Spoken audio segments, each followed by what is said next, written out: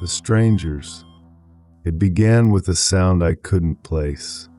A faint shuffle, softer than footsteps, but heavier than the settling of a house. It carried through the night air, through the walls, into my chest. At first, I thought it was the neighbors, a late-night arrival, or someone pacing restlessly. But the hours stretched on, and the sound did not stop.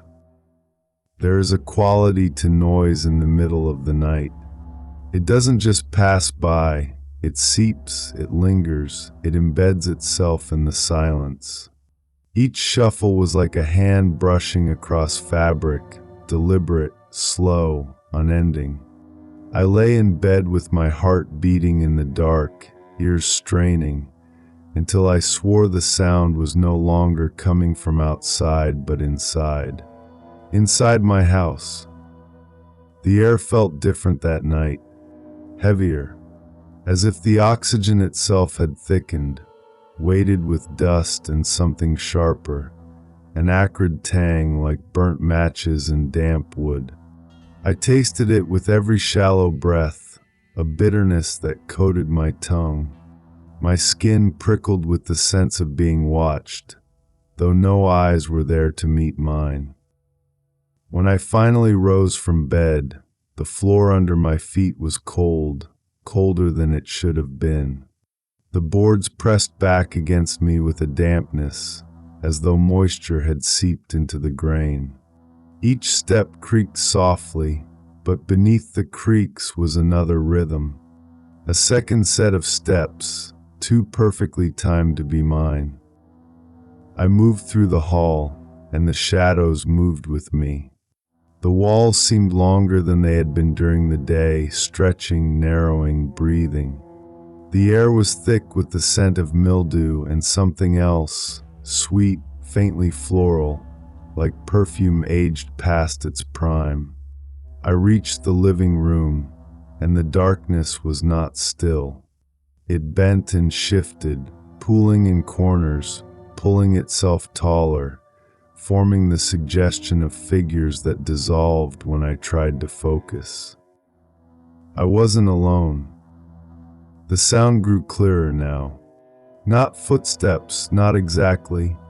More like the drag of fabric across wood, the brush of skin against walls. I felt the vibrations through my feet, subtle tremors that traveled up my legs.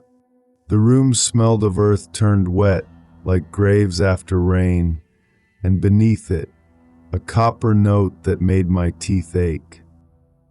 I tried to retreat, but the hallway behind me no longer looked the same. It was darker, the light swallowed whole, and in that blackness I sensed forms waiting. Shapes barely distinguishable from shadow, but present, pressing close, their weight bending the silence. I shut my eyes, but it didn't help. The images behind my eyelids were worse. Faces too close, features half-formed, mouths open wider than they should be. I opened them again only to find the room unchanged, the dark still breathing, the scent of perfume and rot clinging to my skin. The strangers never spoke. That was the worst part. They did not whisper, did not call my name, did not make demands. They only existed, silently, persistently, in the edges of my sight. Every time I blinked, they seemed closer. Every time I turned, they dissolved into the corners, waiting for me to look away again. The nights multiplied, each one heavier than the last. I stopped sleeping. My body ached, my head throbbed, but I couldn't bring myself to close my eyes. I lived in the constant hum of silence, broken by the faintest sounds. Fingernails brushing across plaster, the creak of weight on stairs, the hiss of breath too close to my ear. The smell became unbearable, seeping into everything I owned.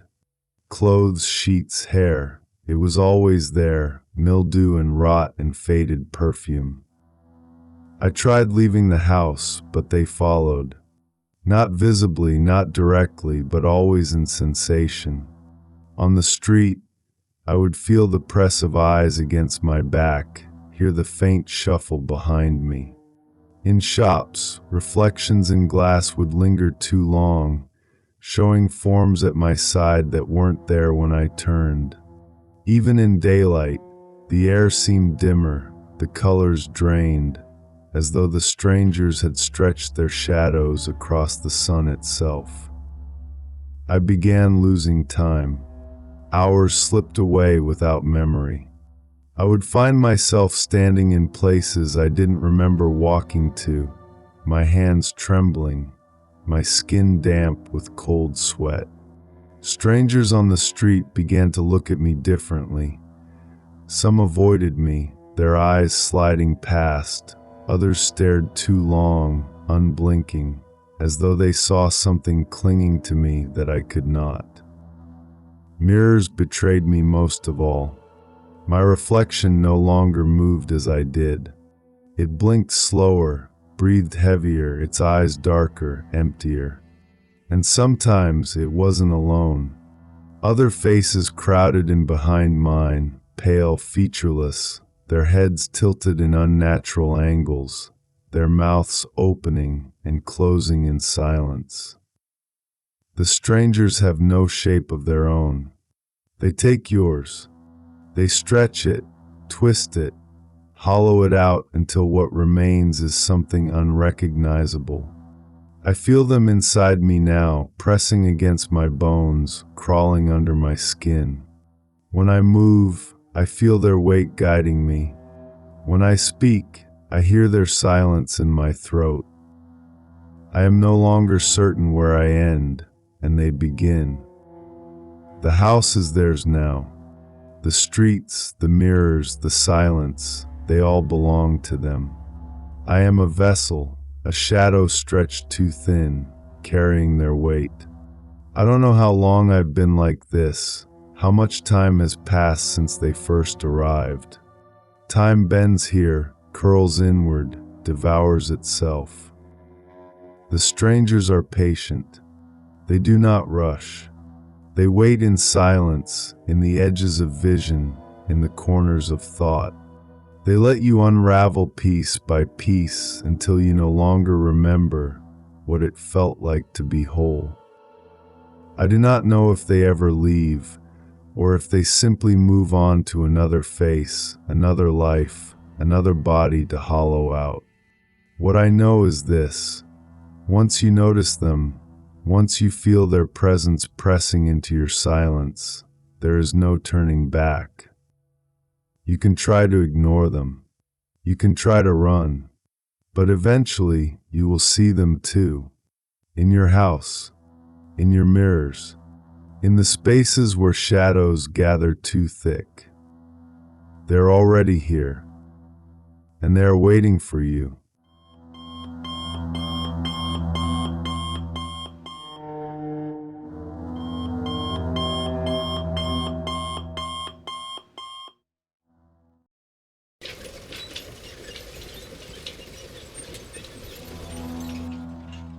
Vanishing Tracks.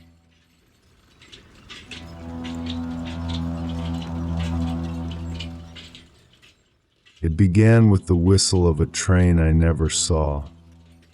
The sound came just past midnight, echoing across the empty stretches of land where the tracks had been ripped out years ago. The whistle was low and mournful, almost human in tone, carrying on the wind long after it should have faded. I lived less than a mile from the abandoned railway bed, a scar that ran through the woods like a forgotten wound, swallowed by weeds and time.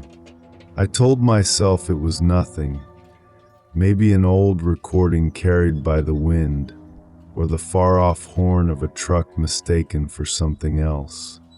But the sound came again, night after night, and each time it seemed closer. The air around those nights was always heavy, as though the world itself had grown tired. The trees sagged under their own weight, branches clawing low. The smell of wet earth clung to everything, that rich and rotten scent of soil turned too long in the dark. The silence before the whistle was oppressive, pressing into my skull until the sound tore through like a blade. When it came, it wasn't just heard. It was felt. The vibrations hummed through the ground, up through my legs, into my chest, rattling my bones with a rhythm that should not have existed. I walked to the edge of the woods one night, barefoot, the dirt cold and damp against my soles. The air was so still it felt staged, like the world had paused. I saw the path where the tracks had once run, now a shallow trench strangled with weeds and brambles. And yet, as the whistle howled, I swore I saw the faintest shimmer along the line, like steel catching moonlight. It vanished when I blinked, but the impression lingered, ghostly rails glowing in my memory. The nights worsened after that. I began to hear more than the whistle. The grind of wheels, faint but distinct, like metal screaming against metal. The hiss of steam, the thrum of engines, the clatter of something enormous moving in the dark. The earth itself seemed to shift, stones rattling, branches quivering. Yet when I looked, there was only emptiness. Only the trench, overgrown and lifeless. Except it wasn't lifeless. Footprints appeared in the mud along the vanished tracks. Some large, some small, all barefoot, pressed deep as though made moments before I arrived. They stretched for miles, and yet they led nowhere. No homes, no towns, just deeper into the woods, deeper into silence. Sometimes I followed them, my breath held tight, my skin alive with cold sweat. The smell of damp metal would rise as I walked, mingling with the stench of moss and stagnant water. And always the prints would fade, dissolving into the dirt as if the earth itself had swallowed them whole. I told myself to stop, to turn away, to pretend none of it was real. But the nights gave me no rest. In my dreams, I stood on a platform that no longer existed, the wood rotted, the air thick with fog. A train would pull in, massive, gleaming, black as coal, though it made no sound. Figures stood inside, faces pale, eyes wide, lips moving without voice. Their hands pressed against the glass, desperate, pleading, their eyes locked on me as though I were the only one who could see them. The doors would never open. The train would never stop long enough. It would roll past, vanishing into a void of mist, leaving me shaking, ears full of silence. I woke each time with the taste of ash in my mouth. But the dreams began to bleed into waking hours. I saw impressions in the grass where benches had once stood, smelled oil and smoke thick in the breeze when there was no wind. At night, when the whistle tore through me, I began to see faint shapes along the vanished line, silhouettes moving, walking parallel, their pace even, their heads low. Always in a straight line, always vanishing just before I dared to blink. It wasn't just me. The town had its stories. Whispers about the old line, about the train that derailed in 1967. They said it plunged into the marshland, swallowed whole by mud and fire. Dozens gone. No bodies recovered, no wreckage ever pulled from the swamp. Just names on a memorial stone, letters already fading. People claimed the train still ran, carrying the lost, forever circling the earth on tracks that no longer existed. I tried not to believe it. But then came the night. I followed the sound deeper than before. The moon was thin, the air damp. The ground beneath me seemed to hum, faint but constant, as though a great weight were approaching. The whistle came, low and endless, vibrating the air until my ribs ached. And then I saw it, not fully, not in daylight clarity, but as an impression carved into shadow. The train stretched across the trench, black iron shimmering with a light that wasn't there.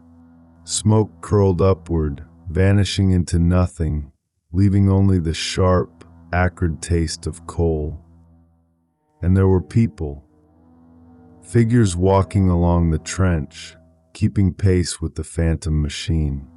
Their bodies bent, their skins slick with something dark. Some crawled, others staggered, some dragged themselves with arms that hung wrong, twisted. Their mouths opened and closed in silence, yet I heard them, not with my ears but inside my skull. A chorus of cries, 1,000 voices trapped in one endless note. I froze. The train thundered past, though the ground remained still, though no air rushed by. My body was locked, my breath caught, my skin soaked in cold sweat. I couldn't move, couldn't turn. The figures began to notice me. Heads snapping in unison, eyes like pits of shadow, empty yet piercing. Their pace slowed, their mouths wider, their faces stretching in silent recognition. I stumbled backward, tripping over roots, crashing into the undergrowth. When I looked again, the trench was empty. No train, no figures, only silence, deep and suffocating. I didn't sleep after that. The whistle still comes every night. Sometimes closer, sometimes farther, but always there. The footprints return, freshly pressed, vanishing before dawn. I've stopped walking the trench, but it doesn't matter.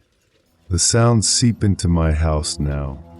The walls tremble with the grind of wheels, the windows fog with breath that isn't mine.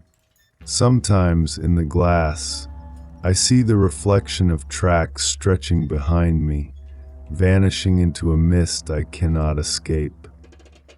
And when I close my eyes, I feel the weight of the train pressing closer, inch by inch.